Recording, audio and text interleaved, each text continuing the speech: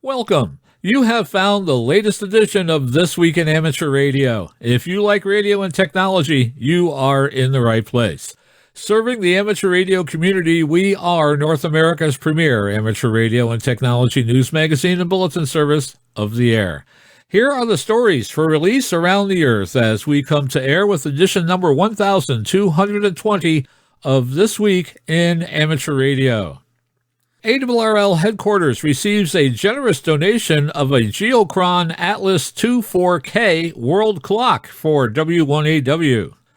Hulick Road, N1UL of Roden Schwartz, will receive the 2022 Institute of Electrical and Electronics Engineers Photonics Society Engineering Achievement Award.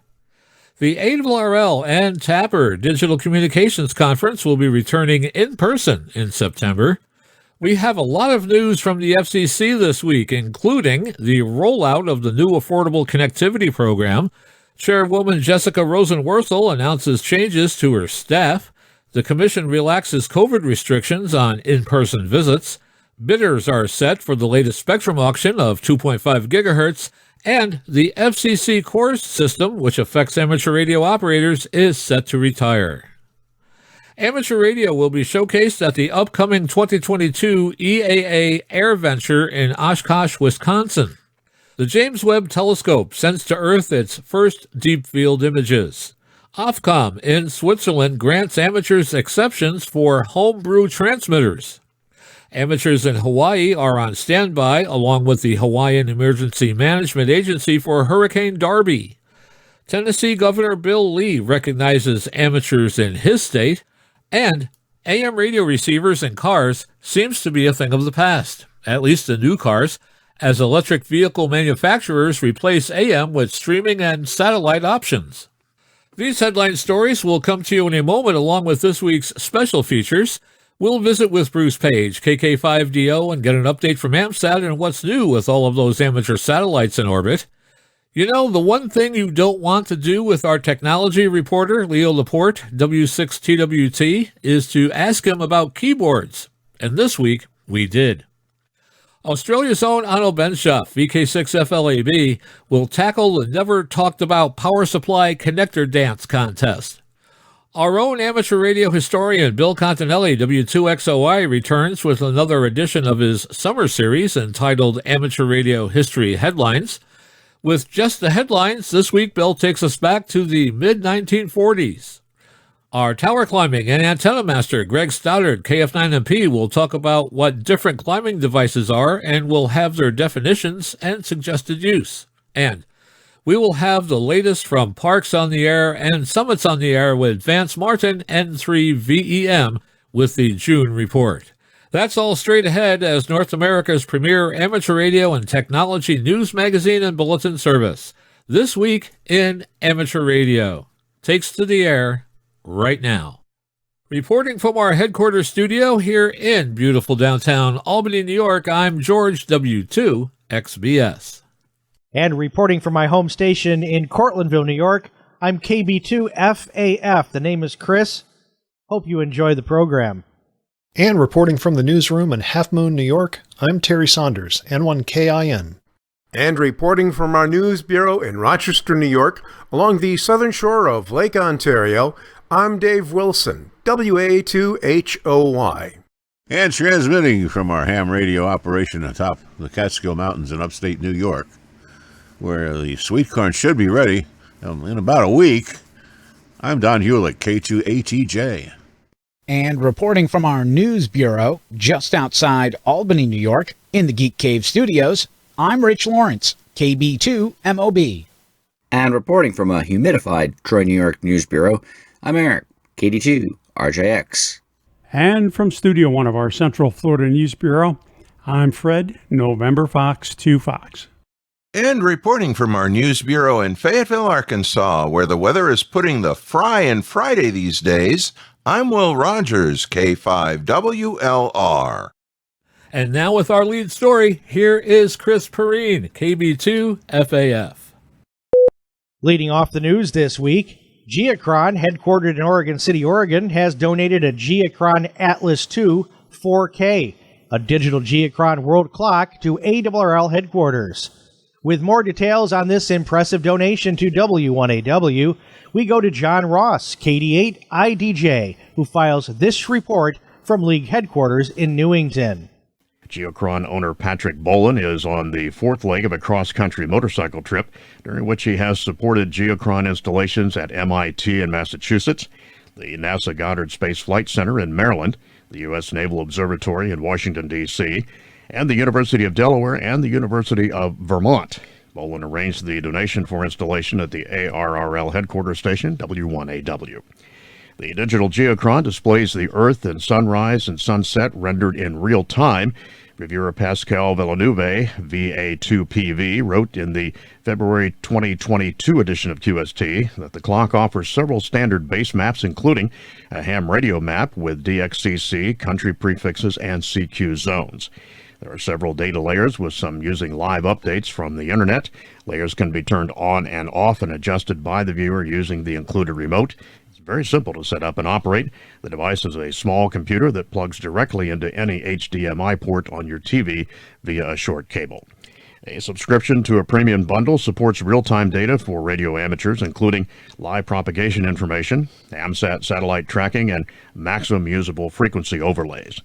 We are honored that ARRL has received the donation of a digital Geochron, said ARRL Director of Operations Bob Nauman, W5OV. And he added, it's beautiful maps of the Earth and the utility. So much of the information will be displayed and will be a treat for members to see and use when visiting the station. ARRL thanks Patrick Bowen for arranging this donation and for Geochron's support. The Atlas II was reviewed in the February 2022 edition of QST. The Geochron Digital Atlas II 4K displays the Earth with sunrise and sunset rendered in real time, wrote reviewer Pascal Villanova, VA2PV. The Geochron allows any observer to determine what time it is anywhere in the world. The mechanical version of the Geochron was introduced in the early 1960s, and current models continue to grace spaces from homes to boardrooms. The first digital Geochron was introduced in 2018. IARU Region 1 reports that unfortunately there seems to have been a temporary issue with log submission on the ARRL website for the recent IARU HF contest. So if you took part and submitted a log, then this information is for you. The ARRL has advised that IARU HF Championship logs submitted between 00 hours UTC Sunday, July the 10th and 20 hours UTC on July the 10th have not been received correctly. This applies to logs even if you've received a confirmation email immediately after submission. This would probably have been received at around 12:17 UTC after the contest. The ARRL has advised that if your log is not in the list of logs received at contests.arrl.org/log-received.php, then you should submit your log again to contest-log-submission.arrl.org. And we thank Golf 3 Bravo Juliet and Whiskey 5 Zulu November for this information. ARRL is pleased to recognize Dr. Ulrich L. Rode, N1UL, as the 2022 recipient of the Institute of Electrical and Electronics Engineers Photonics Society Engineering Achievement Award. John Ross, KD8 IDJ, is here with more in this report from League headquarters. That award is for outstanding engineering and achievement in the field of optoelectronic signal generation and optical measurement equipment for next-generation intelligent optical networks. Dr. Rode is an ARRL Maximum Society and Life member. He also currently is a partner of Rode and Schwartz in Munich, Germany, and chairman of Synergy Microwave Corporation in Paterson, New Jersey. He is also president of the Communications Consulting Corporation, serving as an honorary member of the Senate of the University of the Armed Forces in Munich, Germany. Throughout his career, he's been active in microwave technology and in 2017 was honored for his work developing software-defined radio, now known as SDR. Dr. Rode has been an avid amateur radio operator, holding several licenses in the United States and Germany. He's been licensed since 1956 and involved mostly in technology and in systems. In 2015, he won first place in the ARRL DX contest in the Northern New Jersey section. He also operates N1UL/MM on his yacht, the Dragonfly, and is a trustee of the Marco Island Radio Club K5MI. We congratulate Dr. Rode on his prestigious award, said ARRL Laboratory Manager Ed Ware, W1RFI. We in the amateur radio community have long benefited from Dr. Rode's expertise. His advice and guidance on technical procedures and his generosity have been invaluable to ARRL members and our lab. In 2021, Rode donated a Rode and Schwartz SMB V100A vector signal generator to the ARRL lab. Dr. Rode is an honorary member of the Senate of the Brandenburg University of Technology, Cottbus Sventenberg, and past member of the Board of Directors of Ansoft Corporation in Pittsburgh, Pennsylvania. Dr. Rode will receive the 2022 Engineering Achievement Award at the IEEE Photonics Conference in November in Vancouver, British Columbia, Canada. The 41st ARRL and TAPR Digital Communications Conference will be held September 16th through the 18th of 2022 in Charlotte, North Carolina. Last year's conference was held virtually due to COVID-19 concerns, but this year's three-day event will be held at the Hilton Charlotte Airport Hotel. The Digital Communications Conference is for everyone, beginners and experts alike, with an interest in all forms of digital communication. The official call for technical papers has been issued, and general topics include, but are not limited to, software-defined radio, digital voice, digital satellite communications, digital signal processing, HF digital modes, adapting IEEE 802.11 systems for amateur radio global positioning system, automatic position reporting systems, Linux and amateur radio, AX.25 updates, Internet operability with amateur radio networks, TCP/IP networking over amateur radio, mesh and peer-to-peer wireless networking, and emergency and homeland defense digital communications in amateur radio. Anyone can submit their papers for this year's conference by email to ARRL Production Coordinator Maddie Weinberg, KB1EIB. The deadline is September 1. The conference papers will be published exactly as submitted. The authors will retain all rights and do not need to be present at the conference, and all papers will be distributed to DCC attendees. Printed copies will be available for sale at Lulu. Maddie's address is maty@arrl.org. More information about TAPR, tomorrow's ham radio technology today, can be found at their website. The Federal Communications Commission will retire the legacy version of its Commission Registration System, commonly referred to as CORS, on July 15, 2022. John Ross, KD8IDJ, is standing by at League headquarters with a special report. CORS is the FCC's public-facing database that enables and tracks certain types of FCC applicant actions, including amateur radio applications and licenses.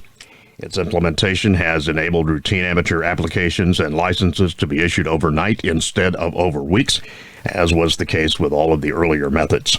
ARRL is advising that the amateur radio community transition to the updated version of CORS just as soon as possible.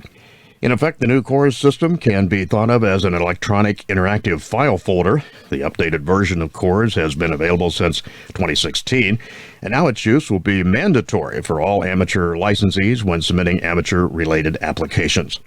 So starting July 15, 2022, the Legacy CORS website will redirect users to the Commission's updated CORS site. Although some functionalities in the old system will continue to work for a short time, the FCC has urged all users to transition to the updated CORS system to take advantage of its enhanced security and functionality. You have to register with the FCC.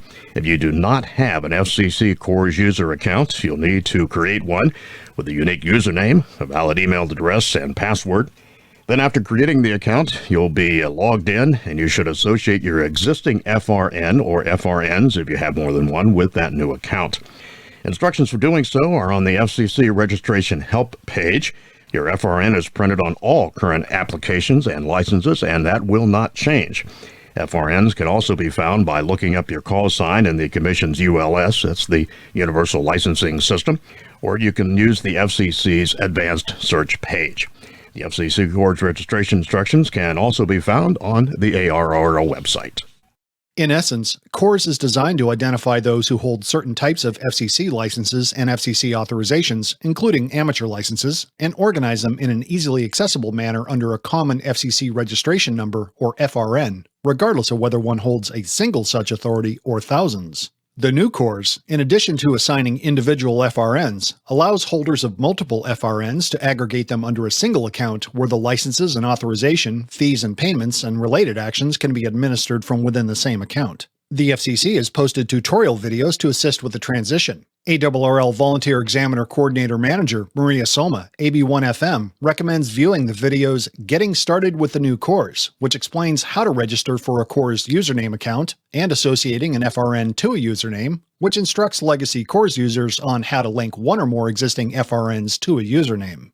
FCC CORS registration instructions can also be found on the ARRL website. Additional information is available on the FCC website or by calling the FCC Licensing Support Center at 877-480-3201, option 4, and on the FCC's e-support page. Goodbye Emergency Broadband Benefit and hello Affordable Connectivity Program, or the ACP. The U.S. Federal Communications Commission officially replaced the former with the latter, launching a new subsidy program which is set to dish out more than $14 billion in support for broadband users. Congress mandated the creation of the Affordable Connectivity Program as part of the Infrastructure Investment and Jobs Act, which became law in November 2021. The program was designed as a permanent extension of the Emergency Broadband Benefit with a handful of changes. The Emergency Broadband Benefit was launched in May 2021 and offered eligible households up to $50 per month off their broadband bill, or $75 per month if the household was on tribal land. More than 1,000 fixed and mobile broadband providers signed on to offer service through the program. Under the Affordable Connectivity Program, the maximum household benefit will be reduced to $30 per month for most homes, though the benefit for those on tribal lands will remain the same. A one-time discount of up to $100 will also be provided to eligible households for the purchase of a laptop, desktop computer, or tablet. The program will add new ways to qualify for the broadband benefit, making it available to those who receive WIC benefits or have an income at or below 200% of the federal poverty level. Current Pell Grant recipients and students who receive free and discounted school lunch will also be eligible. Those who enrolled in the Emergency Broadband Benefit Program before the Affordable Connectivity Program was launched on December 31st, 2021, will be provided with a 60-day transition period during which they will continue to receive the higher $50 subsidy amount. The FCC said it will provide guidance to consumers and participating providers in the coming weeks to ensure an orderly rollover to the Affordable Connectivity Program. It already indicated households which qualified for the EBB due to job loss or by meeting a service provider's COVID-19 program criteria will be required to requalify for the Affordable Connectivity Program. The response to the Emergency Broadband Benefit proved what many knew to be true. The cost of high-speed internet is out of reach for too many of us, FCC Chairwoman Jessica Rosenworcel said in a statement. Now, with the long-term Affordable Connectivity Program, we have the opportunity to enroll even more households and help ensure they can afford the internet connections they need for work, school, healthcare, and more for years. The Affordable Connectivity Program will initially be governed by Emergency Broadband Benefit rules until the FCC finalizes its rules for the new program. The Commission said it expects to adopt rules for the Affordable Connectivity Program this month, following its solicitation of input from stakeholders in November. ARRL member volunteers will ensure amateur radio is well represented at the annual EAA AirVenture in Oshkosh, Wisconsin on July 25th through July 31st. John Ross, KD8 IDJ, has all the details in this exciting upcoming event in this report from League headquarters. More than 10,000 aircraft and 500,000 flight enthusiasts make Whitman Regional Airport the busiest airfield in the world during AirVenture. ARRL has participated at AirVenture since 2018, supporting an exhibit that encouraged pilots and aviation enthusiasts to discover radio communications and radio technology through ham radio. ARRL Director of Public Relations and Innovation Bob Inderbitzen, NQ1R, has organized a booth, that'll be 2152 in Hangar B, and an all-volunteer team. There's a kinship among the aviation and amateur radio communities, Inderbitzen said. In addition to introducing newcomers to ham radio, we expect to meet hundreds of ham radio pilots at AirVenture. This is a great opportunity to show off ham radio at such a great large-scale event. Frederick Hart, AA0JK, and Bob Inderbitzen, NQ1R, wrote Growing Amateur Radio, one pilot at a time, in the January 2019 issue of QST, describing some of the opportunities and experiences pursued by pilots who become active ham radio operators. Children attending KidVenture at 2022's AirVenture will be able to build a simple radio receiver kit, encouraging their discovery of radio communications. The kit, designed by student engineer Levi Zima, K94YHS, with additional support from his sister, Kristen Zima, KC9RWG, has been an ARRL offering since 2021. It's great fun to see children at AirVenture walking around with the radio kits they've built and tuning it in to busy air traffic control towers throughout the event, said Inderbitzen. Radio communications is a key part of learning about avionics. ARRL is grateful to EAA AirVenture for sponsoring the activity, which promises to introduce a lot of young people to radio. This week, the Federal Communications Commission released an order to protect the public from wireless outages following natural disasters. The order makes the current voluntary industry framework under which wireless carriers support each other following natural disasters mandatory. The order also makes important changes to improve the framework. Under the new framework, wireless carriers must have roaming agreements in place so that any carrier with a network outage caused by a natural disaster can get voice roaming on any carrier that's still operational and render whatever mutual aid to each other they can reasonably provide during the emergency. The order also establishes new triggers for when these obligations go into place so that obligations for cooperation go into effect as soon as the disaster strikes. Federal Communications Commission Chairwoman Jessica Rosenworcel has announced changes to her staff and some adjustments to the policy portfolios for selected legal advisors. As part of those changes, the chairwoman announced that starting July 11th, Carmen Scarado will serve as the chairwoman's legal advisor for consumer and public safety issues. In addition, David Strickland will now serve as legal advisor for media. Ethan Lucarelli will serve as legal advisor for wireless and international issues. Ramesh Nagarajan will serve as a legal advisor for wireline and enforcement-related issues. Keeping our telecommunication networks safe and protecting consumers takes on elevated urgency as new threats emerge from all sides, explained Chairwoman Rosenworcel in a statement. I'm excited to welcome Carmen to the FCC, as I know we will all benefit from her deep and varied experience working on behalf of consumers and the public. I also want to thank David, Ethan, and Ramesh for their continued service to the Commission. We have complex challenges to tackle as an agency, but I'm confident we have the necessary expertise to confront them successfully. Carmen Scarado joins the chairwoman's office from Free Press, where she served as Associate Legal Director and Senior Counsel covering telecommunications, privacy, and technology issues.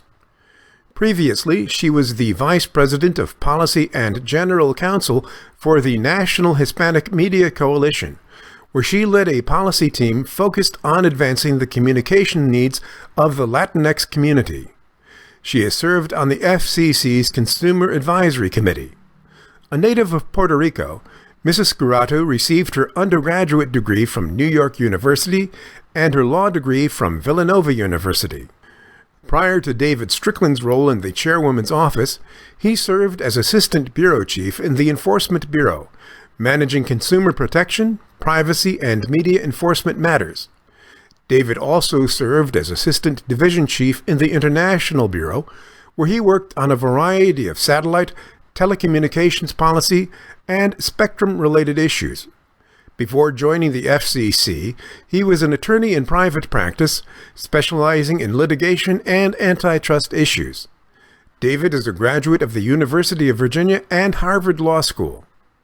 Preceding his service in the Chairwoman's office, Ethan Lucarelli worked as the legal and policy advisor to the bureau chief of the Wireless Telecommunications Bureau. Previously, Ethan was director of regulatory and public policy at Inmarsat, a global satellite communications company, and an attorney in the telecommunications, media, and technology group at law firm Wiley Ryan LLP. Ethan also is a professorial lecturer in law at the George Washington University Law School, teaching courses in telecommunications law and scholarly writing. Ethan earned his J.D. with highest honors from George Washington University Law School and a Bachelor of Science in Communications from the University of Illinois. Before serving as a legal advisor to Chairwoman Rosenworcel, Ramesh Nagarajan was the Deputy Division Chief of the Competition Policy Division within the Wireline Competition Bureau. He also served as a law clerk to United States District Judge James D. Whitmore in the Middle District of Florida. Ramesh began his legal career practicing antitrust and competition law at O. Mulvaney & Myers LLP. Before attending law school, he served as a legislative assistant to Representative Lois Capps. He is a graduate of Princeton University and Harvard Law School. ARRL is seeking a public relations and outreach manager for employment at the headquarters in Newington, Connecticut. The manager will be responsible for increasing the awareness and the value of amateur radio to the public at large, for promoting the value of ARRL and the contributions of its member volunteers, and for developing outreach opportunities that support awareness and growth of amateur radio. The ideal candidate will be a storyteller who's adept at writing content and developing campaigns to convey our message to various audiences. The professional must possess the know-how to train and motivate grassroots volunteers and the ability to develop and sustain long-term relationships with external media. ARRL is also seeking a social media strategist who will be responsible for developing and administering social media content that's aimed at engaging users and creating an interactive relationship with members, the wider amateur radio community, and prospective hams. Visit www.arrl.org/careers for a complete summary of open positions and instructions to apply. The Federal Communications Commission said 82 applicants have qualified to bid on new mid-band spectrum in the upcoming 2.5 gigahertz auction scheduled to begin July 29th. The FCC said 11 applicants had not qualified. Qualified bidders include AT&T, Verizon Communications, T-Mobile, and U.S. Cellular. The FCC is opening up mid-band spectrum in the 2.5 gigahertz band for 5G. It is currently used, the FCC says underused, by educational broadband services. Educational broadband services, formerly known as the Instructional Television Fixed Service, or ITFS, was used in the 1960s for closed-circuit broadcasts to educational institutions, but was rebooted in the early 2000s and pointed towards broadband. The FCC has eliminated use requirements and leasing restrictions on the band. NASA released the first images from the James Webb Space Telescope on Tuesday. The telescope, the most powerful sent to space, was launched December 25th from French Guiana and now orbits the Sun about 1 million miles from Earth. Webb's camera can see infrared light, a light the human eye cannot see, from the early universe about 13.5 billion years ago. The Webb telescope is larger and designed to look deeper into space than the Hubble Space Telescope. The Hubble Space Telescope was launched into space in 1990 and has made more than 1.5 million observations while orbiting Earth. Most of Hubble's images are not infrared, so they are often clouded by dust and gas that Webb can see through. The first deep field image released to the public, the highest resolution infrared view of the universe to date, shows a cluster of distant galaxies so dense that they act as a gravitational lens to magnify even more distant galaxies. Given the time it takes the light to travel, the photo also shows some of the oldest objects ever observed. The Webb telescope will explore 4 areas of science: early universe, galaxies over time, the star life cycle, and other worlds. Over the next 5.5 years or more to come, the telescope will be able to observe galaxies that formed about 400 million years after the Big Bang, which is the idea that the universe began at a single point and expanded from there. Construction of the Webb telescope's parts began in 2004, and assembly and testing started in 2013 at the Goddard Space Flight Center in Greenbelt, Maryland. The project involved help from other NASA facilities, as well as the Canadian and European space agencies. Scientists all over the world will study the images Webb captures and perhaps find answers to questions about the early years of the universe. The telescope was named after NASA's second administrator, James Webb, who is best known for leading the Apollo missions, which landed the first humans on the moon. With the recently concluded Dayton Hamvention 2022 now just a memory, planning is already underway for next year. Congratulations go to Jim Storms, AB8YK, on being named General Chairman of Hamvention for 2023. The Dayton Amateur Radio Association announced Jim's new responsibility on Friday, July 1st. Jim has served as Vice President of the Dayton Amateur Radio Association for 3 years and has been an officer for several other local amateur radio clubs.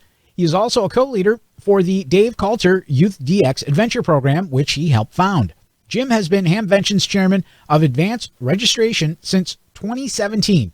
The Dayton Amateur Radio Association Board also announced that Brian Markland, NAUDQ, will serve as Hamvention's Assistant General Chairman. According to the Southgate News Service, it is now official. The European CE certification requirement for amateur radio-built homebrew transmitters has been removed in Switzerland. Although this has been the accepted practice in the country for some time, a recent publication by Swiss regulator Ofcom has formally declared the exemption acceptable and legal. Exemptions are also granted for commercial equipment that is modified for personal home use.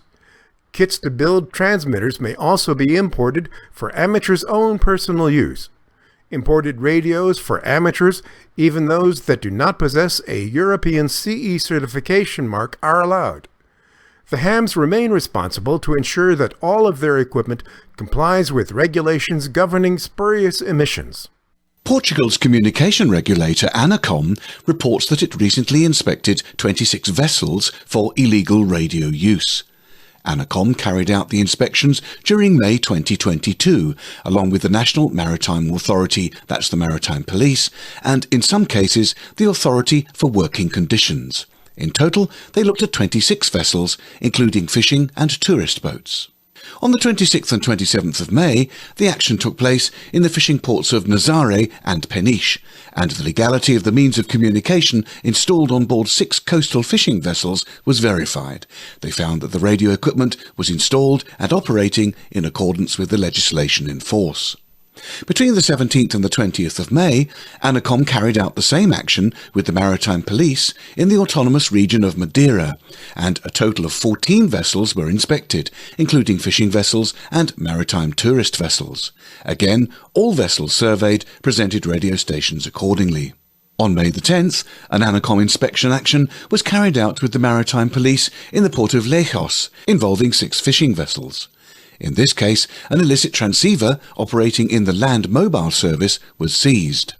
These actions aim to verify the status, operability, and correct use of radio communications equipment installed on board vessels. ANACOM said that if maritime radio equipment is not being used in proper conditions, or malfunctioning, or in inappropriate spectrum ranges, it may interfere with other services and may hinder the proper functioning of emergency communications. You can read more at the ANACOM website, www.anacom.pt. The Federal Communications Commission is relaxing some of its COVID-19 safety restrictions. and will be allowing in-person pre-scheduled visits at its facilities. As part of the new visitor policies that went into effect on June 9, visitors who adhere to the FCC's facility security screening process and COVID-19 safety protocol will be allowed at FCC facilities if they have a scheduled meeting with the FCC staff, who will host and escort the guests. As part of the new policies, FCC's next open meeting in July is expected to allow in-person media and public attendance for the first time since the COVID pandemic began. Under the new rules, visitors to FCC facilities will be required to have a pre-scheduled appointment with an FCC staff member who is then responsible for escorting them. In addition, all visitors must self-assess their health for possible symptoms of COVID-19 within the last 48 hours of using the CDC facility access tool.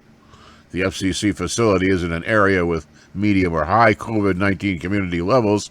Visitors are required to either certify having been vaccinated or provide a valid recent negative COVID-19 test result. Facilities in high COVID-19 community level areas will also require masks. The FCC created a new Visiting FCC Facilities page at fcc.gov. Please refer to www.fcc.gov/visit for more information on how to prepare for your visit to the Commission. Additional information outlining how the press and public can attend the July open meeting will be provided at a later date, the agency said. As Hurricane Darby continues to be monitored, the Hawaii Emergency Management Agency is taking precautions to provide support for counties. The weakening storm system crossed into the Pacific overnight, and by midday, Darby was 870 miles east of Hilo, with winds near 100 miles per hour, slowing as it moved over cooler waters. The state is monitoring Hurricane Darby after the now Category 2 and weakening storm crossed into the Central Pacific overnight on Friday. The Hawaii Emergency Management Agency activated the State Emergency Operations Center at 8 a.m. Thursday, July 14th. The activation to Level 3, one step above normal operations, provides additional resources to plan for potential impacts and coordinate with the states, counties, and other partners if they need support to cope with any consequences from the storm. While the National Weather Service expects Darby to weaken and pass to our south this weekend, the remains of the tropical system could still bring several inches of rain and locally strong winds to the Big Island and Maui by Saturday, Luke Myers, Hawaii EMA administrator, said in a news release. When you combine those potential impacts with the high surf we expect this weekend, we want to make sure we're ready for anything just in case. Darby provides a reminder that even if a storm passes well offshore, wind, coastal waves, and local flooding of roads and low-lying areas are all possible. By coincidence, the activation of the State Emergency Operations Center is happening at the same time as a previously scheduled emergency preparedness exercise on Saturday, July 16th, involving Hawaii's amateur radio operators. If you happen to hear radio traffic about a simulated emergency on Saturday, don't be confused, the press release said. The one thing you don't ever want to do, ask the tech guy about keyboards. Next. And now with the latest technology news and commentary from Petaluma, California. This Week in Amateur Radio is proud to present Leo Laporte. Don't ever ask a keyboard fanatic what keyboard he recommends unless you've got a few hours for the discourse that's going to follow. Keyboards are a fascinating subject, and there certainly are things to think about before you buy any keyboard. Most people just use the keyboard that came with your computer. This is the keyboard that came with my Mac Pro. This is kind of an Apple classic keyboard. Not a lot of travel, very quiet switches. In fact, if you listen, you can hear me typing, but it is not a loud keyboard by any means. It's backlit. This is actually a pretty good keyboard. This is wireless, and it's a decent keyboard. It's certainly better than the Apple Butterfly keyboard, which they've shipped on a number of their more recent laptop computers. Those have even less travel. Travel is the movement that the keyboard goes through. The Butterfly keyboard is less than a millimeter. It's a very short travel. That keeps it thin. But I don't like the feel of it. I like a little bit more motion. I also like a little bit of clicking. So all keyboards are the same. They're switches, a bunch of switches. Switches for every letter, every symbol, every character in the alphabet. They all do the same function. When you press the key, the switch connects, makes a contact. The keyboard sends a signal to the computer. Each switch sends a different signal. The computer knows which key you've hit and types it on the screen. But that's really reductionistic. There's a lot more to it. This keyboard is perhaps the most famous keyboard of all. This is the classic IBM keyboard. And this is a kind of a more modern one. The original IBM keyboard was distinctive because the function keys were all on the side. This one has the function keys on the top. But the thing that made the IBM keyboard world famous was its switches. Big, loud, heavy. They called them buckling key switches. Actually, a spring that buckles when you press the switch and makes not only an audible click, but kind of you can hear a little musical ting. These are so distinctive. In fact, if you've ever been to the airport and bothered the agent at the kiosk for a ticket change, you know this sound, right? Nice.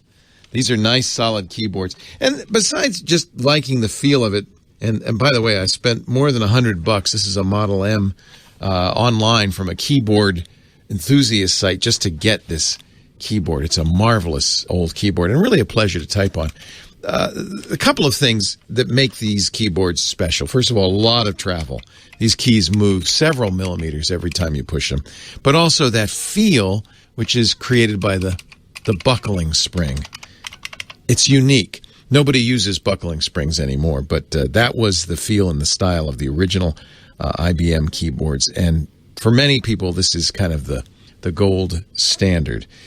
Ergonomically, it probably is better to have your hand move more typing keys rather than less. Smaller movements, repetitive smaller movements, I think eventually can cause more carpal tunnel syndrome, more repetitive stress injuries. I like a little bit more movement, and if you can even move your hand a little bit as you're typing, I think that's better. But that's a personal decision. I'm going to show you some more modern keyboards. So that's kind of the range from the buckling spring of the IBM to the soft dome, plastic dome keyboard that most modern computers come with, including this one from Apple. If you do a lot of typing, you're probably going to want to do a little research and find a keyboard that suits your style and your feel. If you're in an office with a lot of people, you may not want a big, loud, clackety keyboard. Certainly when I'm on the air, the last thing I want is a big, loud, clackety keyboard. In fact, this is the keyboard I use on the air. It looks a lot like the Apple, but it's from one of our sponsors, Matthias, which makes keyboards. They're keyboard fanatics times 10. But this is a nice keyboard with a nice switch, soft dome, so it doesn't make a lot of noise. That's good for when on the air. I don't want you to know I'm searching for the answer to your question on Google. It has enough travel and a soft enough landing. You know, the landing is important too. One of the reasons people don't like, including me, don't like the butterfly keyboard from Apple is it almost feels like you're stubbing your fingers. It has such a harsh landing. They've actually fixed that in later versions of the butterfly. Butterfly 2 actually has some soft plastic at the bottom, so it is a little bit more cushioned when it lands.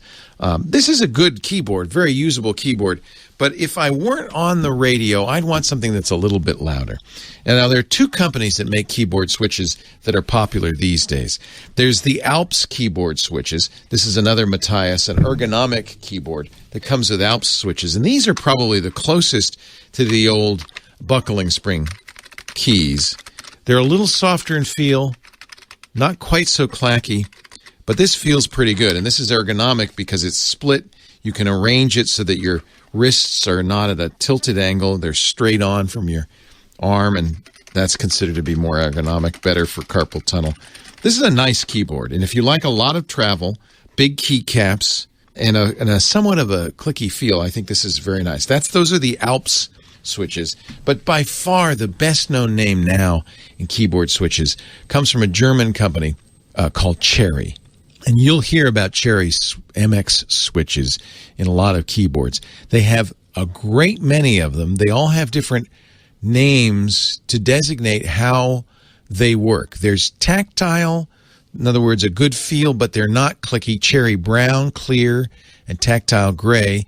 There's tactile and they're clicky, which means they are noisy.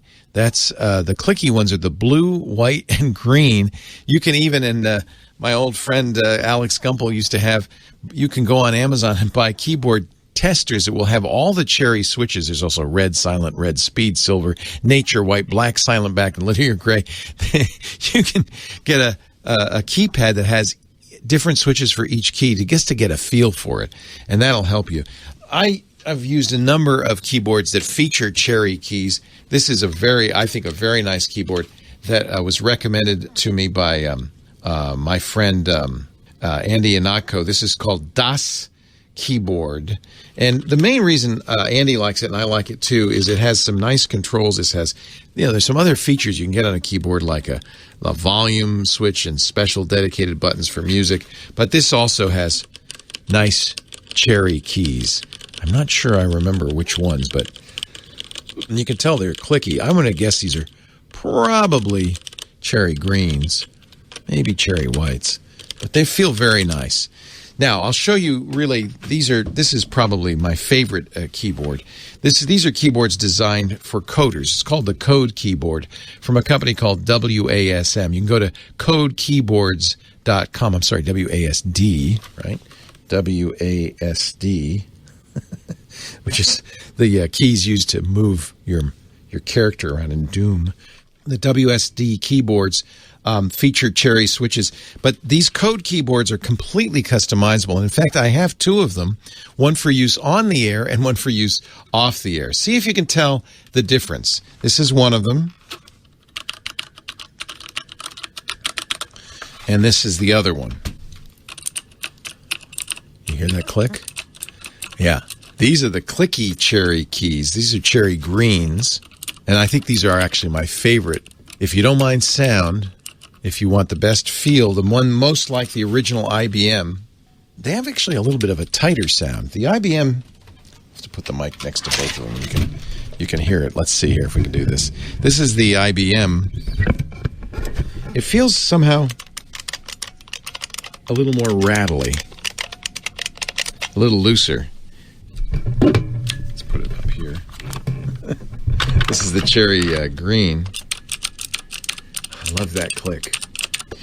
So the reason I have two code keyboards, well, can you guess? It's pretty obvious.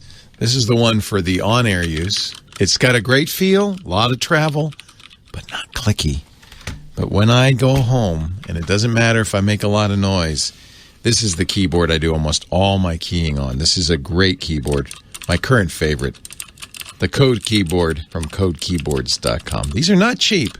These cherry switches are not cheap, but boy, I love the cherry green switches and the clickety. Doesn't that sound good? So, it depends. Do you need it to be quiet? Do you mind that it doesn't have a lot of travel? Do you want a nice soft landing? Then maybe something like the Apple keyboard, the one that comes with their iMacs, or the Matthias keyboards, because they're very much like the Apple keyboards, but they have a broader variety of features. For instance, this one has colored backlights and so forth. Those feel good. They're easy to type on. They're light travel. They're the keyboard most of you are using on any modern computer. You can go spend hundreds of dollars and get a really clicky buckling keyboard, the old IBM style. My favorite, though, I have to say, is this Code Keyboard with a nice click, a nice feel. And maybe it's just psychological, but I feel like I'm more accurate on a keyboard that has more travel and has a louder feel. I just feel like I know that I've hit that key when I hear that click. There's lots of other things you could consider. For instance, do you want a 10 key or a 10 key list? The 10 key my wife likes because she's always using Excel and doing a lot of numbers. She's our CEO. I'm just a writer. I don't do a lot of numbers. I don't need the big 10-key keyboard, so I do 10 keyless. Do you want backlight? I think backlight's nice if you type in the dark. If you're never in the dark, you don't need backlight. How far apart the keys are, the key pitch, that's also relevant to your accuracy. Generally, that doesn't come up unless you're on a laptop where space is an issue. On any standalone keyboard like all of these, the pitch is sufficient for most uses. And the other thing people often talk about is the arrangement of the arrow keys. You want what's called the inverted T, which means you've got left, down, and right on one row and the row above up. It's an upside down T. I think all of the keyboards I'm looking at, including the ancient IBM, have the inverted T for arrow keys. You want a big shift key. Some keyboards stint on the size of the right shift. They make it really small. You want a very clear and large return key. Let's not make a small return key. You're hitting that all the time, right? And I also personally prefer to have dedicated page up, page down, home, and end keys. I use those to navigate through pages. This Code keyboard does have that. I think this is a perfect layout. And of course, it goes without saying, any keyboard that doesn't have an escape key, well, you're just not going to want that. How would you use Emacs and Vim, right? This is a beautiful keyboard, one I use every single day at home. I just love it. So there is the answer to your question. Get the Code keyboard if you want the keyboard Leo uses. And if you really want a nice keyboard, get it with the Cherry MX green switches. Those are really nice. Or if you've got a couple of $100 to burn, you can search online for eBay or other places for keyboard enthusiasts who recondition these classic IBM keyboards. They're just great. Everybody's got their own particular flavor. It's just nice to know what's out there and to know what the choices are. And maybe you should get one of those Cherry testers that has all the keys on it so you can see what the keys feel like. It's kind of hard to describe. It's a lot easier if you can try it yourself. Anyway, I'm glad you were here, and I'm here, and I'll be here next week, and I hope you'll come by and bring your friends too as we talk high tech. Leo Laporte, the tech guy. Are you ready for another trip into amateur radio history? I'm Bill Continelli, W2XOY, and I'll be back in a moment with another edition of the Ancient Amateur Archives, here on This Week in Amateur Radio. This is Bill Continelli, W2XOY, with Amateur Radio History Headlines. 1945. A major battle develops over post-war frequency allocations. The ARRL, amateurs, Major Armstrong, FM broadcasting, and Brigadier General David Sarnoff, RCA and NBC television, all fight over the low end of the VHF spectrum between 44 and 108 megacycles. At one point, the FCC submits 3 alternatives. Number 1 gives us a 7-meter band from 44 to 48 megacycles. Number 2, our old 5-meter band from 56 to 60 megacycles. And number 3, a 6-meter band from 50 to 54 megacycles. Alternative number 3 wins, and our new 6-meter band is located between TV Channel 1, which ran from 44 to 50 megacycles, and TV Channel 2, which ran from 54 to 60 megacycles. FM is moved, over Armstrong's objections, from 42 to 50 to 88 through 108 megacycles. The FCC moves our 2.5-meter band to 144 through 148 megacycles over the ARRL's objections because they wanted it to be next to government and military allocations. On November 15, 1945, amateurs are allowed back on the air, but just on 10 and 2 meters only. Also in 1945, CQ magazine is first published. 1946. The military leaves our HF bands and stages.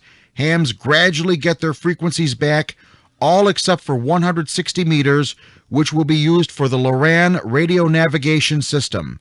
The FCC creates the 10th call district using the numeral 0 and realigns the district boundaries. War surplus equipment finds its way into the ham market. This has been Amateur Radio History Headlines with Bill Continelli, W2XOY, for This Week in Amateur Radio. This is November 3, Victor Echo Mike from Parks on the Air with your month ending June 2022 Parks on the Air update. Be sure to visit parksontheair.com for information about the program and POTA.app for spotting, park information, leaderboards, and more. In Parks on the Air news, don't miss the Summer Plaque event coming up July 16th and 17th at UTC. This is our busiest weekend every year, and it's your chance to win one of 17 high-quality plaques for your shack.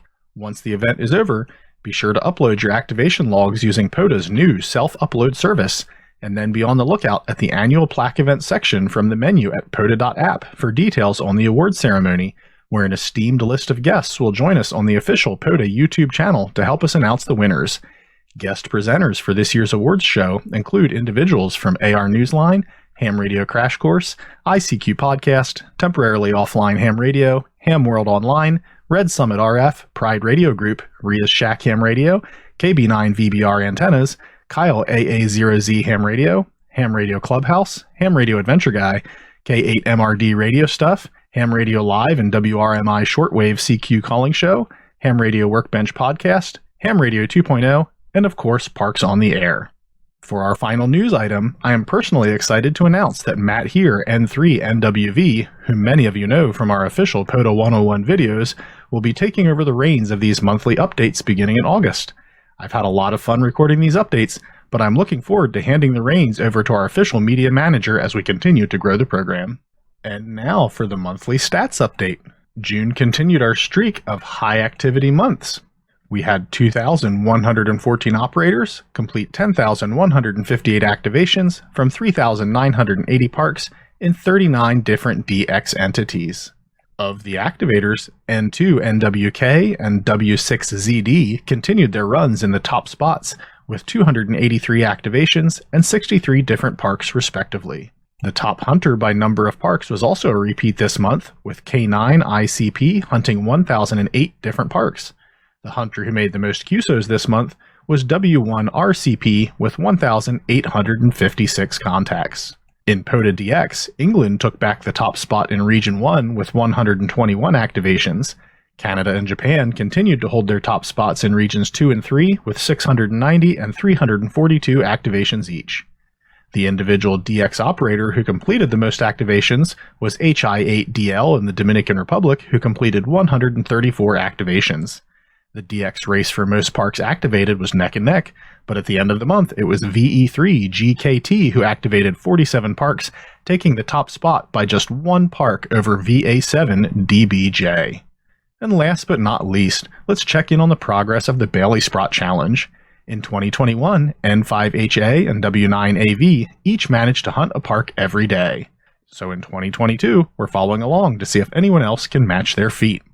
At 182 days into the year, we have 4 activators who have been out every day of the year: KE8PZN, N2NWK, K4NYM, and KD4MZM. The pool of hunters has dropped by 1 from last month, with just 30 individuals still in the running. To all of the Bailey Sprott participants, congrats on your success so far, and we look forward to seeing how you do in the second half of the year. This concludes our May 2022 Parks on the Air update. As always, the team at Parks on the Air wishes you safe activations and happy hunting. 73.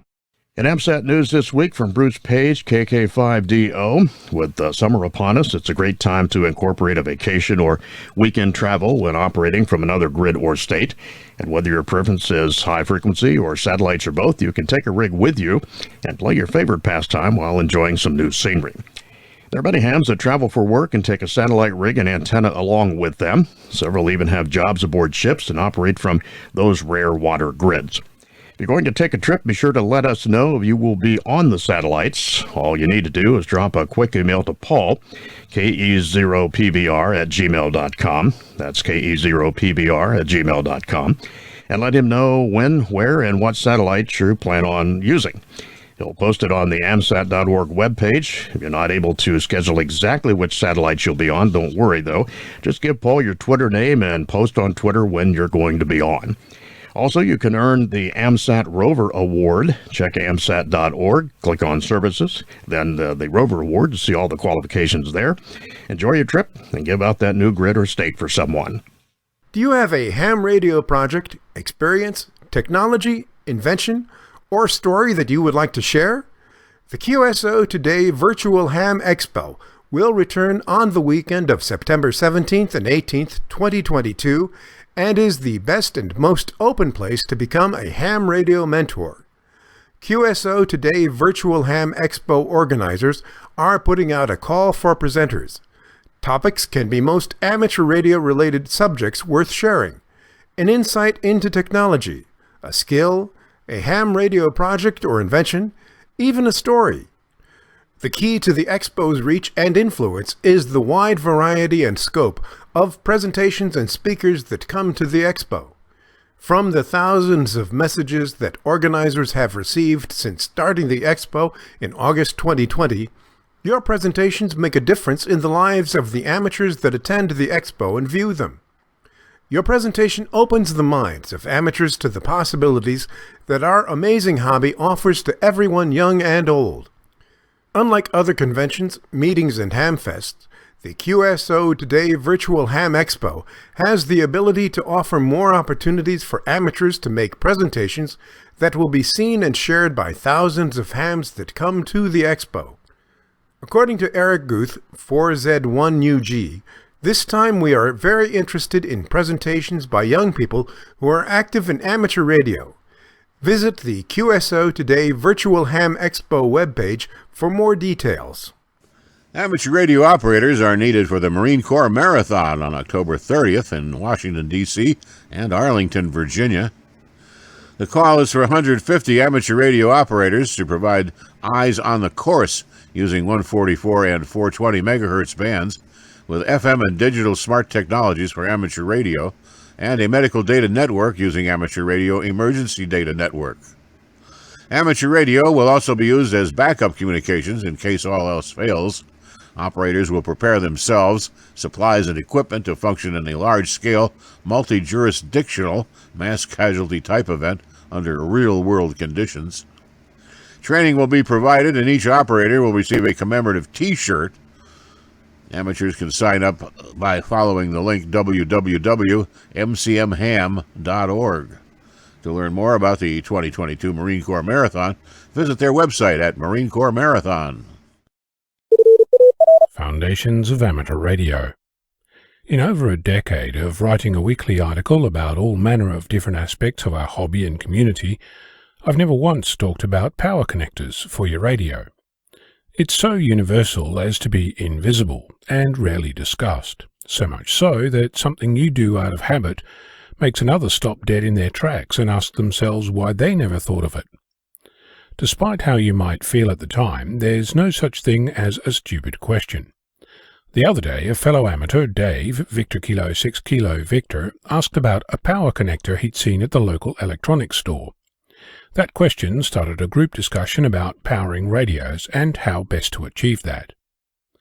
The very first thing to discuss is that the vast majority of amateur radio transceivers expect a nominal voltage of 13.8 volt DC. That might sound like a strange requirement, but it's the voltage that comes from a fully charged 12-volt lead-acid battery, which is what many radios use as a power reference. The next thing to consider is that a transceiver can draw quite a bit of power when it's transmitting. My Yaesu FT857D user manual suggests 22 ampere, but I've never seen that in the decade it's been in my possession. When you purchase a radio, you'll likely discover that it either comes with bare wires or some random connector that doesn't fit anything else. In many cases, I've discovered that people cut off that connector and replace it with whatever standard they've come up with in their shack. But when they take their kit out on a field day, or acquire a new radio, the problem starts all over again. Let me suggest a different approach.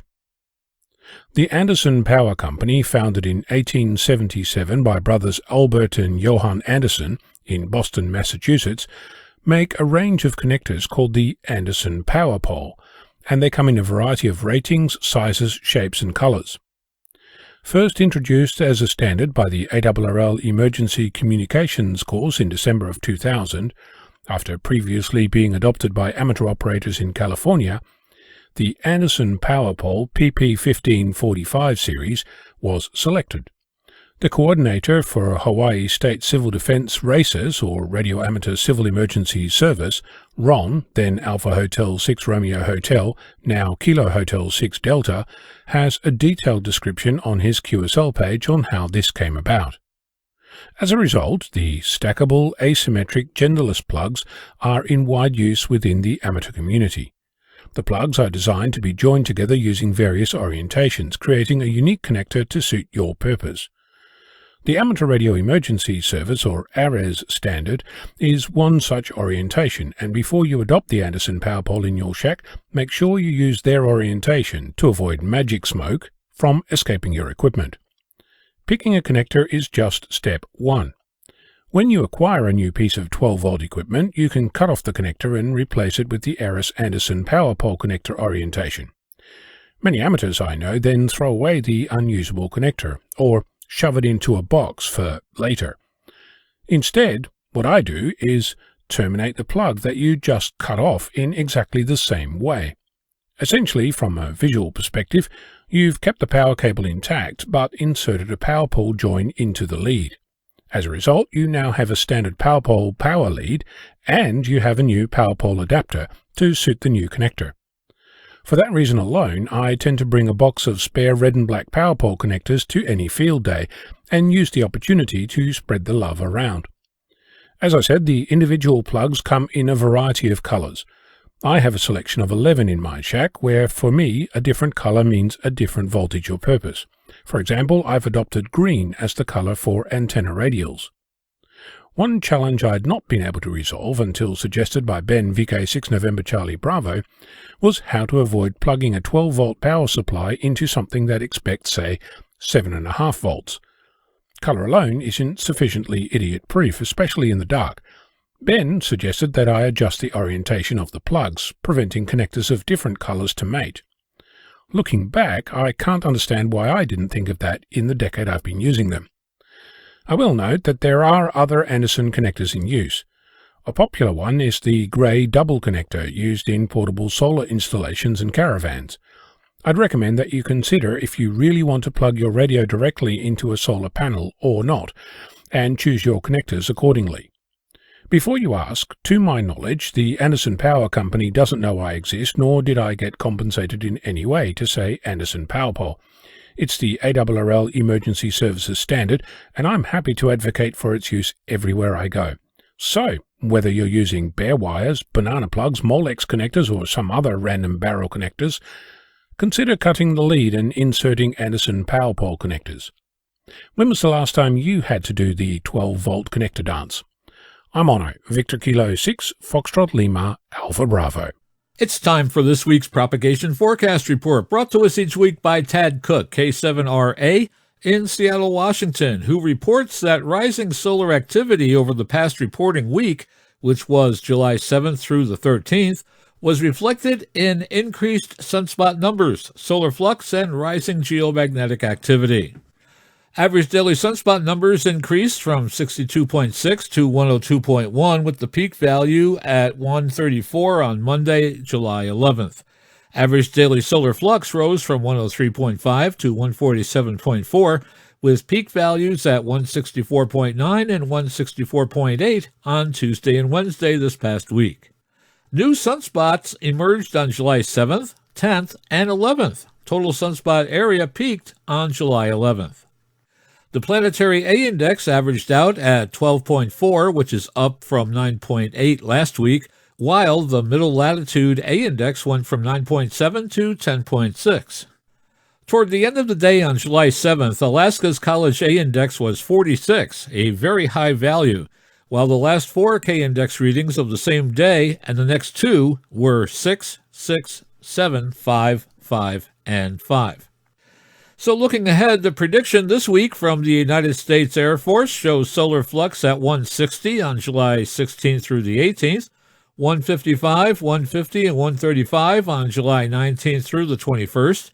A prediction of 130 is shown on July 22nd through the 24th, and 138 and 148 on July 25th and 26th.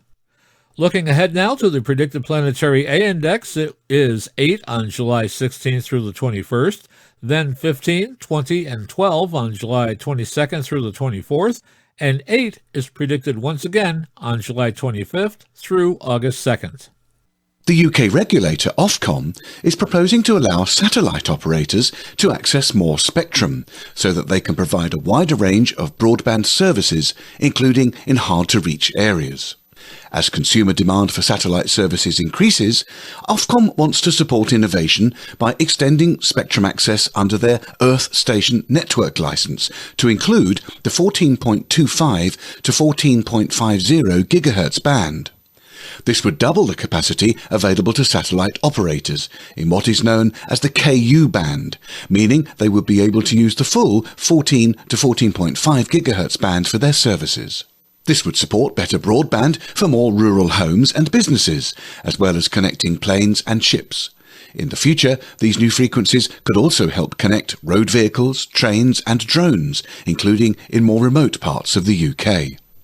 As part of this approach, new conditions would also be introduced to protect from interference the existing radio astronomy sites making observations in the 14.47 to 14.5 GHz band. Ofcom would also plan to introduce temporary conditions to protect any fixed links remaining temporarily in this band. Ofcom's consultation on these proposals is open until the 31st of August 2022. Separately, Ofcom has received licence applications from Starlink Limited for 6 non-geostationary satellite Earth stations.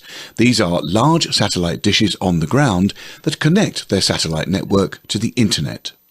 Ofcom is currently considering Starlink submissions, including whether they can coexist with other satellite systems in close proximity and any potential risks to competition.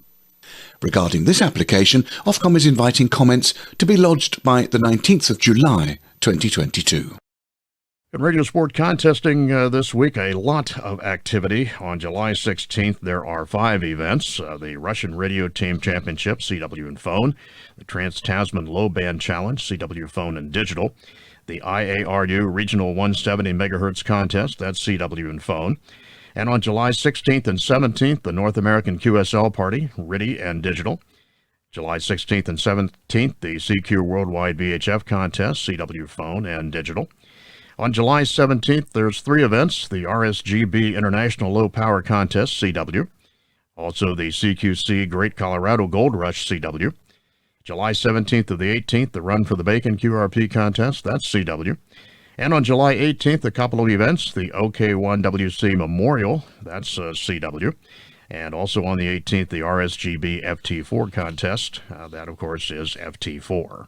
And some upcoming section and state division conventions you'll want to be aware of. On July 15th through the 17th, the Glacier Waterton Ham Fest hosting the ARRL Montana State Convention, that's at Etzig, Montana.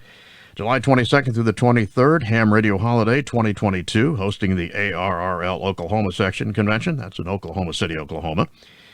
July 30th through the 31st, the ARRL West Virginia State Convention. That's in Sutton, West Virginia. And on August 6th through August 7th, the Cedar Valley ARC Tech Fest, hosting the ARRL Iowa State Convention. That's in Central City, Iowa. And finally, a special thanks to the following radio clubs for airing the ARRL audio news on their repeaters. In Florida, the Village Amateur Radio Club, and in Galva, Illinois, the Knox County Amateur Radio Club. Richard William Airhorn, W4EA, passed away on June 26, 2022. An ARRL Life member, Airhorn was first licensed in 1947 and founded Signal One. With some background information on W4EA, we go to League headquarters where John Ross, KB8IDJ, files this special report. He and Eugene Chenette, N5YJ, also a silent key, designed, manufactured, and marketed the then state-of-the-art high-end Signal One CX7 multi-band transceiver in the late 1960s. He also founded Airhorn Technology Operations and was chairman of Alpha Power Incorporation. He graduated from the University of Minnesota in 1955 with a BS in electrical engineering, and in 1958 he received his master's in electrical engineering from the California Institute of Technology. He was a licensed amateur radio operator for over 70 years, an ARRL Life member, and throughout his career in radio technology was well known for designing and building RF amplifiers. In his QRZ database biography, Airhorn wrote about his respect and competitiveness with Art Collins, founder of the Collins Radio Company in 1933. I always aim to replicate in a small way Art Collins' success, build the finest ham radio gear, and someday government and or industrial customers would discover us. Airhorn wrote in that QRZ database biography. Then in 1983, Airhorn was invited to the General Electric Medical Systems to design a linear amplifier to work with their new magnetic resonance imaging, now called MRI. Airhorn retired to Forest, Virginia, where Brian Justin, WA1ZMS, began to know Airhorn and his work in more detail. He was a man of a lot of firsts and high watermarks, said Justin. His claim to fame was certainly the development of the Alpha Series RF power amplifiers that made their way into the medical technology profession. Airhorn retired to Forest, Virginia, where Brian Justin, WA1ZMS, began to know Airhorn and his work in more detail. He was a man of a lot of firsts and high water marks, said Justin.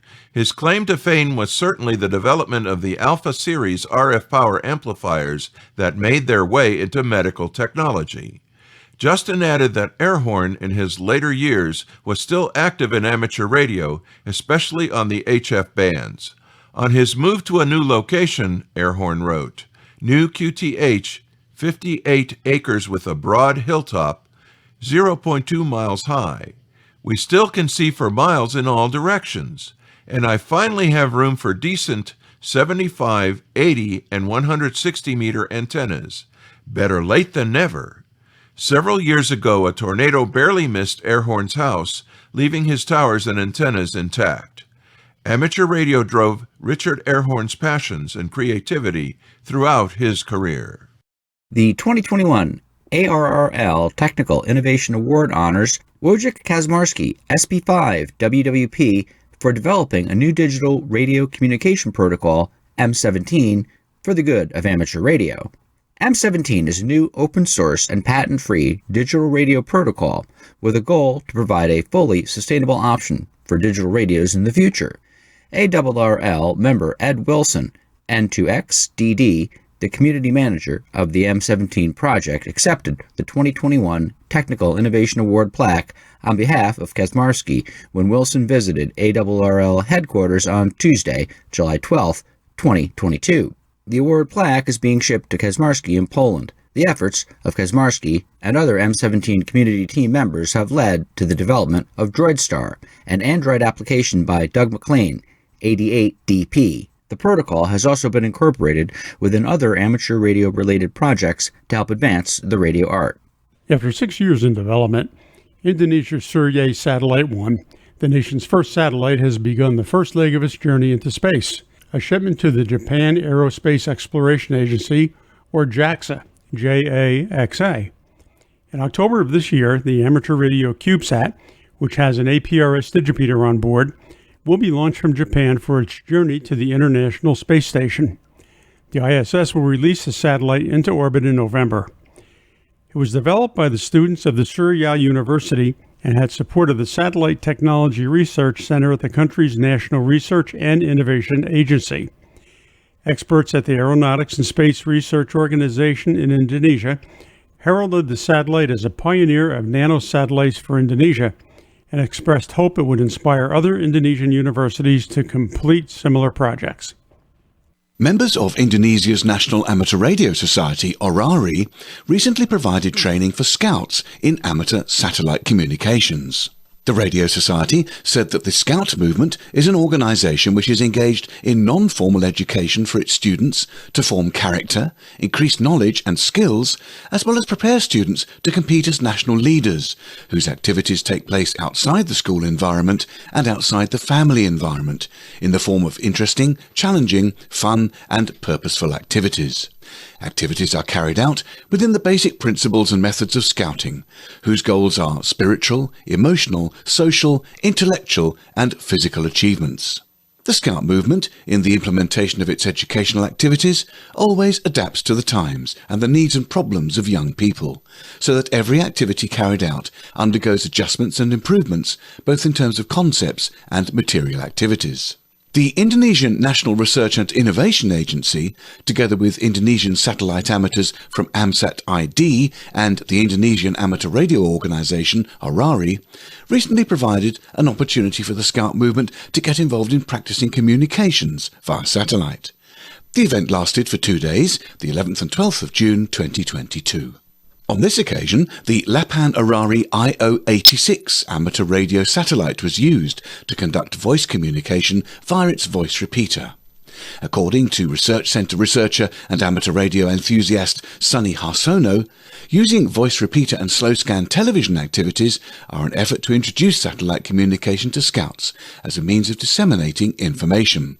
For example, he said, information that is relayed about disasters is reported immediately at the exact time of the incident. The event was attended by a number of different scout groups and took place at a location close to the Indonesia-Malaysia border, using a call sign owned by the Peduli Sambas Scout Group.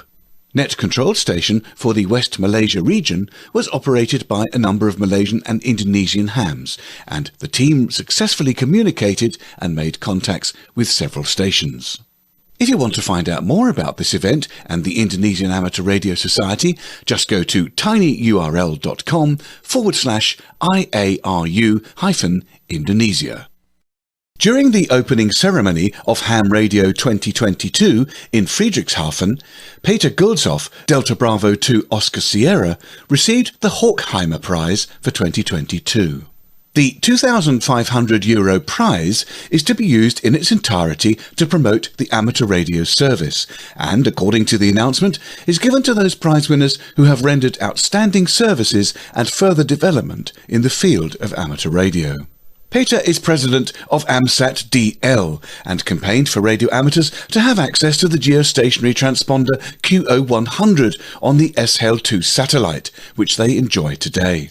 This required many negotiations that began years before QO100 was launched.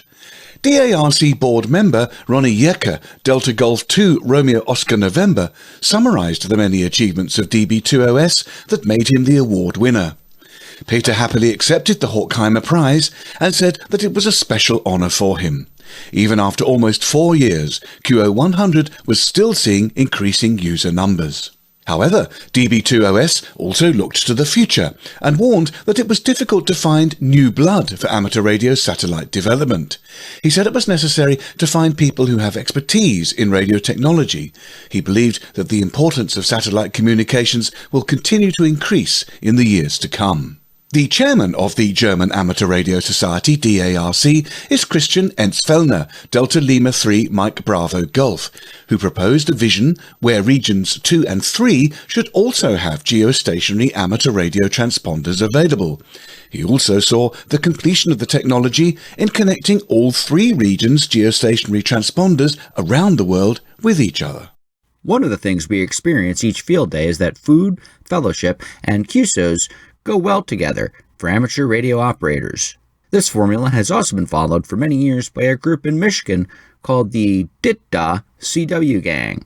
Established by Ted Rockwell, K8AQM, Jeremy Downard, K8JAD, and his father Greg Downard, KE8CEW, the gang is an informal group of CW operators who come together during the year for various events of the Straight Key Sentry Club as KS8KCC. Ted says that the friendships developed during those weekends and at other times is what draws amateurs from the region to join them. Our plan, he said, is to consume more calories than QSOs, but don't let that fool you. As seasoned operators with a lot of power and great antennas, they're always working pileups while on the air. In fact, when they call CQ, they mean business. If you've already been fortunate enough to be on the receiving end of one of their unique QSL cards, you'll recognize right away that the card's humorous but slightly menacing cartoon characters depicting different members of the gang can be quite misleading. This is a decidedly friendly bunch that wants to hear from as many operators as possible. Since receiving their vanity call in 2016, the DITDA CW gang has now been joined by other quasi-official clubs in all U.S. call areas who obtained an SKCC-related call. So get out your straight key, dust off your bug, and listen for KS8 KCC and its cousins during the next event. And now, with his segment on tower climbing and antenna safety, here is Arizona's own Greg Stoddard, KF9MP. Climbing gear has changed a lot over the years. Newer belts and ropes feature designer colors and patterns, sporty names, and sometimes hefty price tags. For the newcomer to the world of climbing gear, there's lots of terms to learn. With some regard to dictionary correctness, here's a list of terms used by climbers found in catalogs, books, and magazines. A carabiner is usually an oval or D-shaped ring with a swinging latch. Sometimes the latch has a spinning locking mechanism. Climbers call them beaners. Features include bright colors, different strengths, shapes, latch types, and more. An ascender is a device used for climbing with a rope. A belay is a safer method of controlling the upward or downward climbing movement of another person. A brake is a friction device for controlling the passing of rope past a climber. A descender is a device for climbing down. This is usually a rappelling device, like a double ring or figure eight with ears. Diplomacy is used after you spend too much time rappelling on someone else's tower. Kern mantle is a rope consisting of many parallel fibers contained within a protective sheath. Prusicking is climbing. Rappelling is to slide down a rope in a controlled manner. A static rope is one that stretches 2 to 4% under a 180-pound load. This is a low stretch rope. A climbing shoe is an athletic shoe with a sticky, flexible rubber sole, and a strap is a cloth, belt-like device with many functions. In all honesty, sport climbing gear is not designed to be used on towers. Your best protection is experience and information. While there are many things rock climbing and tower climbing do not have in common, there are just as many that they do, so look to this sport for a wealth of safety information. Another aspect of climbing I do frequently is night climbing. I climb at night out of necessity and preference. Most of what you need to see on a climb is generally found right in front of you.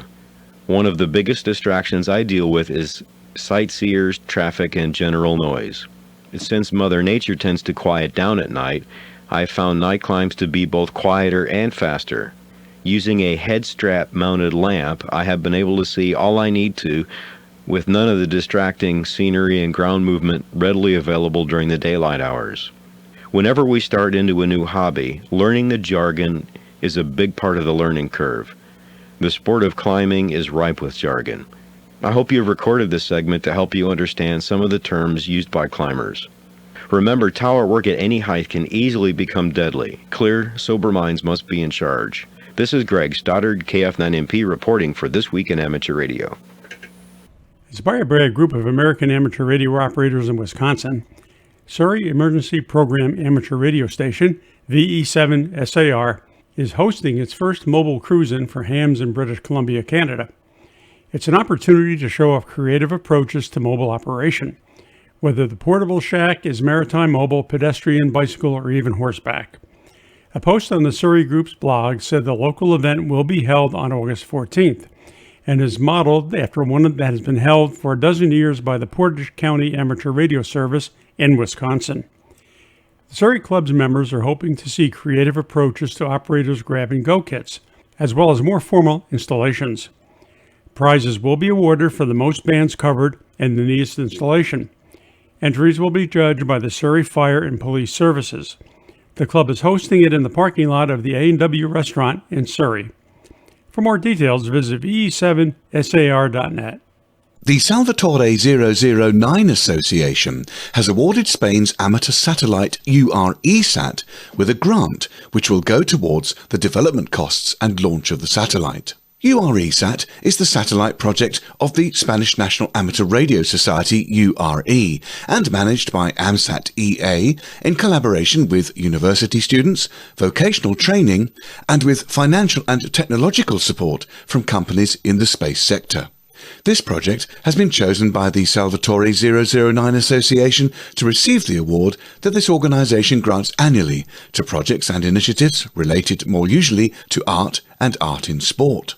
Although this space project moves away from those activities, it's been the social function aspect of it that attracted the association. It was the open public satellite nature of the project for voice and data communications and educational activity which tipped the balance in its favour. It was also the fact that URESat and other previous projects of AMSAT-EA satellites involved a large number of students, both from vocational training centres and universities, and from the different scientific branches of aerospace, computer science, electronics, and mechanical engineering. The prize consists of an undisclosed amount of money donated by the Friends of the Association, and it will be used to cover part of the development and launch expenses of the satellite. The launch is expected to take place in January 2023. The association promotes, under the name of Salvatore 009, a group of sympathetic friends who help with their work, with their ideas, and with their money to pay for art and sport in general in memory of their friend Salvador, who practiced these skills for many years. Salvador always participated with a great spirit of improvement and non-profit in many disciplines that essentially represent the values of sport anywhere in the world. Another of his virtues was his love of art and his ability to identify interesting projects in life, as well as his innate talent to create and his imagination to develop them with optimism, confidence, and joy. Sport and art shared the values that characterized Salvador. They favor personal development and self-esteem. They also help people to become more independent in life, create self-discipline, and encourage fighting spirit and teamwork. The URE and AMSAT-EA thanked the Salvatore 009 Association for this award.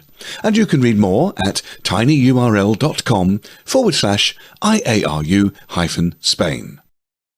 The Smoky Barn News reports that, along with amateur radio operators across the state of Tennessee, the Robertson County Amateur Radio Club has been honored by Governor Bill Lee.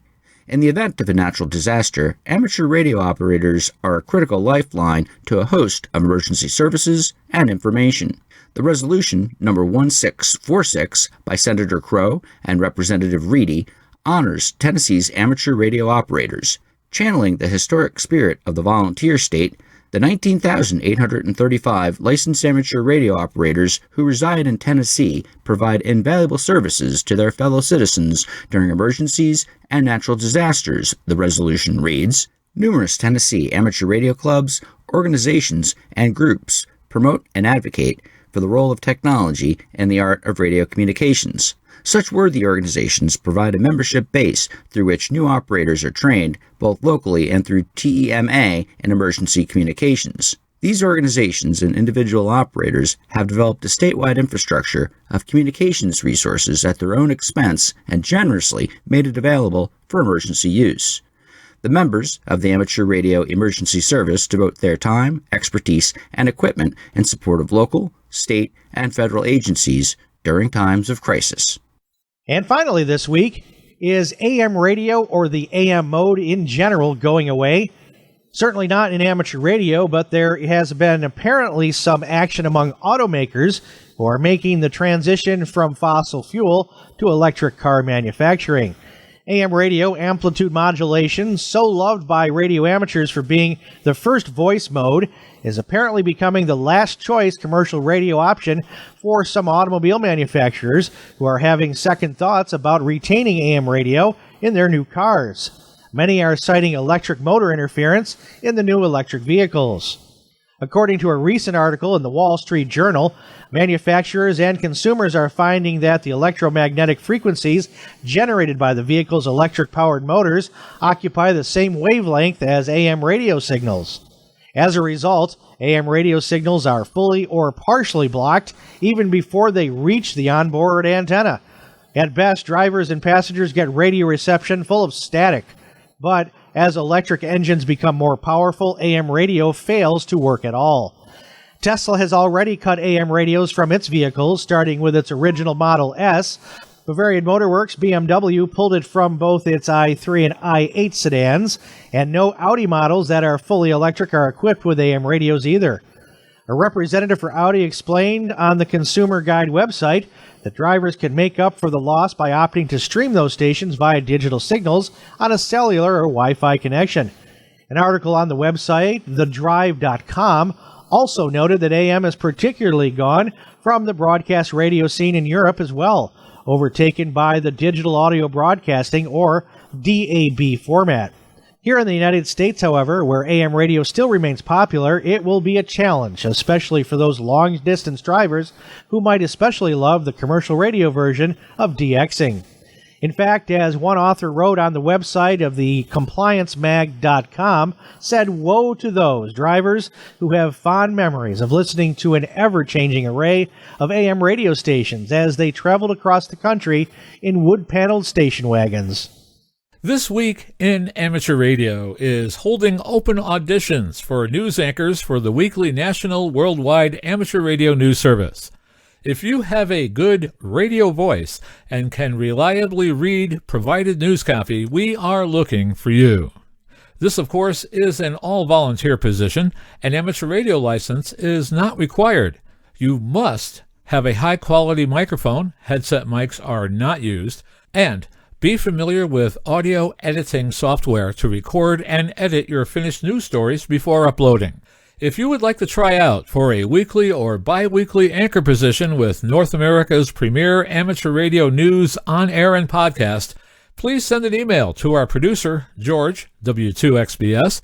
You can include a sample MP3 of yourself reading news copy sent as an attachment to W2XBS77@gmail.com. That's whiskey, the number 2, X-ray Bravo Sierra 77@gmail.com.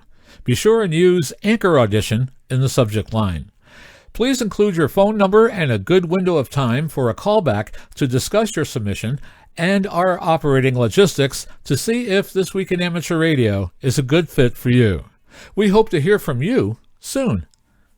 This Week in Amateur Radio is heard around the world on the internet, on low-power FM stations, and on great repeater systems like the WB3GXW repeater on 147.225 megahertz in Silver Springs, Maryland, serving all of Silver Springs and also covering the nation's capital, Washington, D.C. WB3GXW can also be found on Echolink Conference Server node 6154. If you are a This Week in Amateur Radio affiliate and you would like us to give a free on-air announcement of your station's carriage of the program, please send us an email with the station location, call sign, coverage area, and day and time you air This Week in Amateur Radio, plus any other information you would like us to impart. You can send to the following email, w2xbs77@gmail.com. That address once again is w2xbs77@gmail.com. Many of the news and information items heard on this edition of This Week in Amateur Radio have been provided by the American Radio Relay League, the ARRL Audio News Service, and the ARRL Letter, the Southgate Amateur News Service, Steve Richards, G4 Hotel Papa Echo, and the Southgate Vibes News Service, AMSAT, the Radio Amateurs of Canada, the FCC, the Radio Society of Great Britain, and Ofcom, the South African Radio League, the International Amateur Radio Union, the Wireless Institute of Australia, and the Australian Communications and Media Authority, the New Zealand Association of Radio Transmitters, the Amateur Radio Newsline, the Rain Hamcast, Eric Guth, 4Z1UG and QSO Today, QRZ.com, the Tech Guy, Leo Laporte, the International Telecommunications Union, and various news sources on the Internet.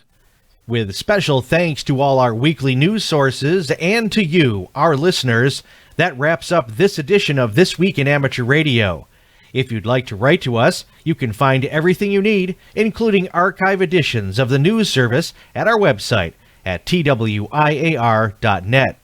And now, for all of us at This Week in Amateur Radio headquarters and our news team around the world, this is Chris Perrine, KB2FAF.